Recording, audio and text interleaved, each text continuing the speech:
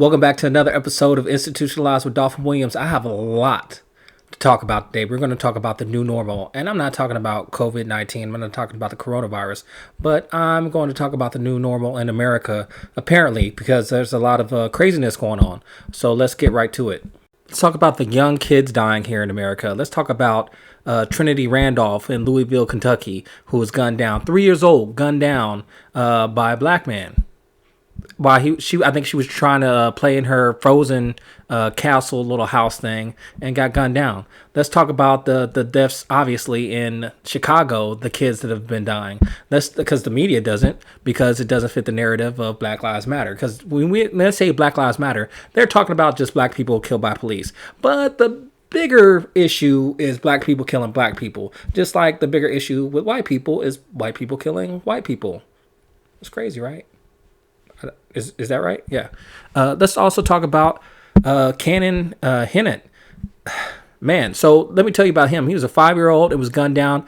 Well, not gunned down. It was executed. That's what I want to say. Executed. His next door neighbor was just at their house the night before, eating dinner and stuff. And even the father said that he seemed kind of off a little bit. And he ended up the next day, for some reason, shot him in the head. Cannon, little 5-year-old in the head, execution style. Said he lived a privileged life, white privilege, and killed his next door neighbor's son. Killed the 5-year-old. Hope it feels real big.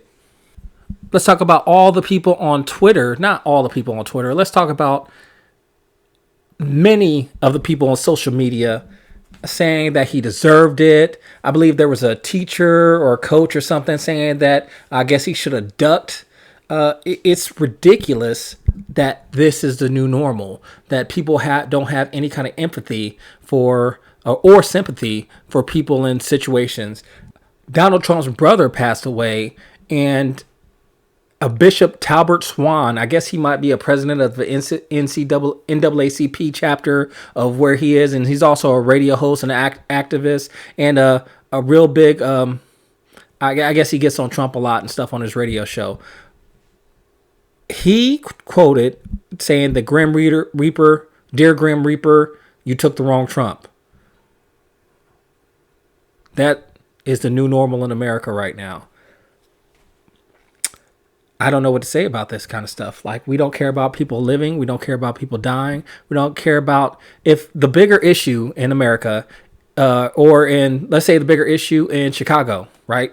Let's say the bigger issue with black people dying is abortion and black on black crime. And people will be like, oh, you always talk about, you want to bring up black on black crime and that has nothing to do with the police violence. Yes. Nobody is saying that some police out there are bad. We're not saying that they don't need training, because they do.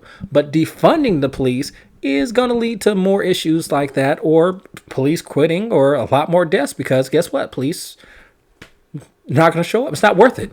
It's not worth it. If I was a police officer and I was supposed to go to an area where I knew it was dangerous or something like that, I was supposed to, there was a call of domestic violence, let's say, and I go there, and I had to pull my gun and defend the lady, or if there was a hostage situation or something, I can go to jail. I can go to jail for years, maybe even get the death penalty for doing my job. We're not talking about the people who do all the bad stuff that, oh, they shouldn't have done this. Talked about the guy, I can't even think of his name right now, the guy at the Wendy's who ran away, who resisted arrest, clearly resisted arrest, and turned and pointed the taser at the other cop. I'm saying, like, the police officer actually did CPR. He was concerned about him, but no. I think pretty sure he lost his job. Probably going to come up on criminal charges. That's ridiculous, isn't it? Let's talk about the new normal. Let's talk about Netflix and the movie they got called Cutie. And I'm going to read up to you what IMDb says on Cutie, what it's about. It's about Amy, an 11-year-old girl joins a group of dancers named the Cuties at school and rapidly grows aware of her burgeoning femininity, upsetting her mother and her values in the process. It doesn't say about the sexualization of the picture that they showed and how they want to learn twerking. 11-year-old twerking, and all the sexualization as far as dance goes, but nobody wants to talk about. They want to talk about WAP. Let's talk about the new normal of Facebook allowing pedophiles to have their groups on their page. And then when somebody reports that group, they ban that person, or they'll say, this does not go against our community standards. What community standards are you talking about right now, Facebook? You're going to ban people for, I saw somebody they had a picture that blocked, that little overlay that blocks that stuff, saying this stuff might be sensitive or it might be for older people. It was a flower and a poem, had no bad words whatsoever. It was ridiculous. This is the new normal. At some point, Mark Elliott Zuckerberg has to hear what's going on in his social media platform. I kind of wish somebody would come out with a better social media platform. Look, I love Parler. It's nice, but it's not the kind of platform that Facebook is. They need to bring back MySpace. Let's talk about the new normal. Let's talk about the mail-in ballots. So not to be confused with absentee ballots. The reason I'm for absentee ballots is because when I was deployed and I couldn't be in my state because I was in another country, I was able to do absentee ballots, although those ballots came up missing somehow. But and I think it was in national news that the ballots that of everybody deployed just came up missing somehow. But let's talk about that. Let's not talk about that, apparently. So let me put this in perspective. The post office has been around since 1775, and I still get mail from my next door neighbor. I still get mail that's missing. I'm pretty sure I'm not the only one who's missing mail. Let's talk about all of the recent people going to jail right now because of the mail, as far as ballot fraud, as far as voting fraud. Let's talk about that. Nobody wants to talk about that. Let's also talk about Dr. Fauci. So I don't like Dr. Fauci, but it's funny that when he disagreed with Democrats, he sort of disappeared and he's out.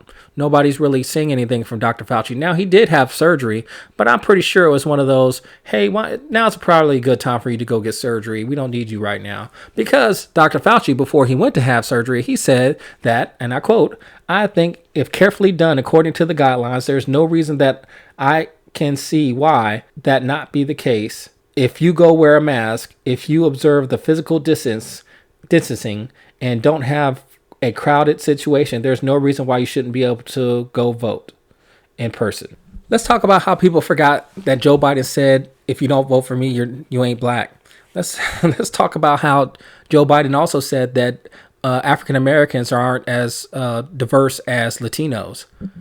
Let's talk about Kamala Harris and how she said, and I quote, and there was a little girl in California who was part of second class to integrate her public schools, and she was bused to school every day, and that little girl was me. Because if you don't know, Joe Biden was trying to stop the busing situation. Matter of fact, in 1977, Joe Biden warned that without orderly integration, his children will grow up in a racial jungle with tensions built so high that it is going to explode at some point. A racial jungle. Let's talk about how Kamala Harris believed the accuser of Joe Biden when she was running against Joe Biden. But now that she's a vice presidential candidate or nominee or whatever, that she, I guess, believes Joe Biden now. So much for the Me Too movement. Let's talk about how Joe Biden has been in politics for 57 years, and what has he accomplished for racial injustices. He's put a lot of people in jail, a lot of black people in jail with the laws that he has put forth and supported. Let's also talk about how Joe Biden's son, how I guess people forgot about him, Hunter Biden, how he works for a gas company in Ukraine without any knowledge of the job, how he was getting paid. And let's also talk about how Joe Biden said that he threatened to withhold $1 billion from Ukraine until they fired that prosecutor who was prosecuting his son. Let's talk about how we forgot about that. Let's talk about how the FBI engaged in questionable tactics in their investigation of Michael Flynn. Let's talk about how AG Barr responded by recent calls to defund police as grossly irresponsible. Barr also spoke out against violent rioters and anarchists that he have said has hijacked a legitimate protest, specifically mentioning the ongoing arrest in Portland as an example. Federal courts are under attack. Since when is it okay to burn down a federal court, Barr said. He said if someone went down the street to a Pretty Man Court here, that beautiful courthouse we have right at the bottom of the hill, and started breaking windows and firing industrial-grade fireworks to start a fire, throw kerosene balloons in, and start fires in the court, is that okay? Is that okay now? No. The U.S. Marshals have a duty to stop that and defend the courthouse, and that's what we are doing in Portland. We are at the courthouse defending the courthouse.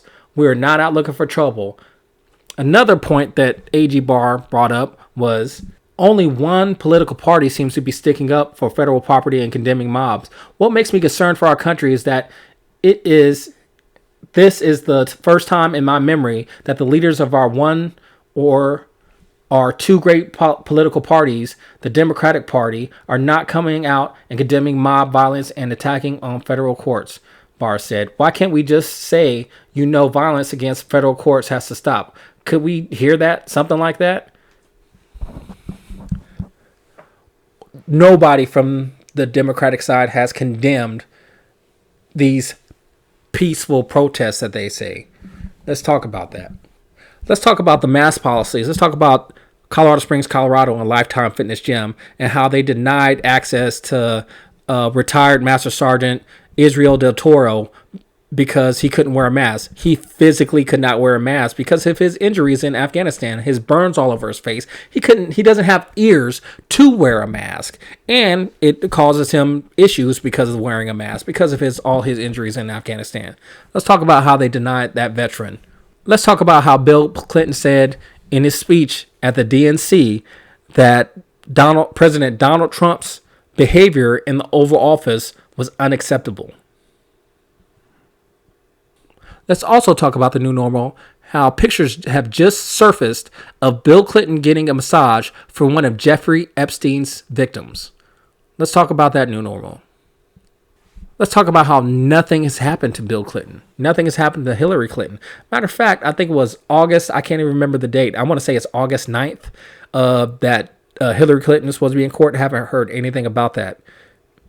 Let's talk about the new normal. Let's talk about a Target store in New Britain, Connecticut, that police officers are out front doing a back-to-school school drive to get supplies for school and everything, and that the manager kicked the police off of the property because they didn't support Blue Lives Matter. They didn't support the police officers. They were getting supplies. They did an annual drive for supplies. They've always been there. They went there every year, and they were trying to get supplies for kids, and the manager from Target kicked them out. Let's talk about that new normal. Matter of fact, let's talk about the new normal. Let's talk about Goodyear blimp. Let's talk about Goodyear tires. Let's talk about how in Topeka, Kansas, there's a plant there. I don't know if this goes on all Goodyear plants, but in Topeka, Kansas, there's a Goodyear plant that says you can wear Black Lives Matter stuff, but you can't wear any All Lives Matter, Blue Lives Matter, MAGA. Don't get me wrong. Any political talk, any political thing like that, I got it. You can't wear that in most jobs. But All Lives Matter and Blue Lives Matter, you can't wear that, but you wear Black Lives Matter?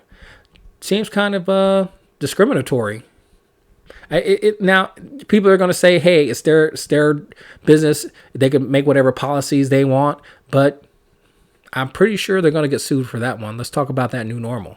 Finally, let's talk about the new normal. Let's talk about the Seattle police chief, the black female Seattle police chief that retired after 30 years because they were going to take some money from her because they were all on that defund the police thing. And how after the fact, one of the members of the city council, I believe, started dogging her out because she quit. Let's also talk about Institutionalized with Dauphin Williams. Don't forget to subscribe. Don't forget to hit the subscribe button and hit the bell so that way you know anytime I post a new episode. Don't forget to subscribe to Cass Ascendancy. And don't forget to, they have a podcast and they also have the YouTube channel and they also have a Patreon. Let's also don't forget to check out the Global Donation Initiative and check that out. It's a pretty good deal. You get to help people, and you also get to make a little money because of they're going to turn that kind of into a cryptocurrency, kind of like a Bitcoin thing. And as you can see, Bitcoin, I think, is up like $13,000 for one. So if you can go back in time when it was just $1 or $2 and put like $100 on it, you'd be rich. So just putting that out there. Like I said, thank you guys for showing up. Thank you guys for making me a part of your life. Please subscribe. I need some more viewers and stuff. It's not so much about the monetization and stuff. I'm not really cared about that. I just like getting out information. I want people to respond. I want people to talk to me on the tape. So to put comments on the YouTube. Don't forget to free your mind.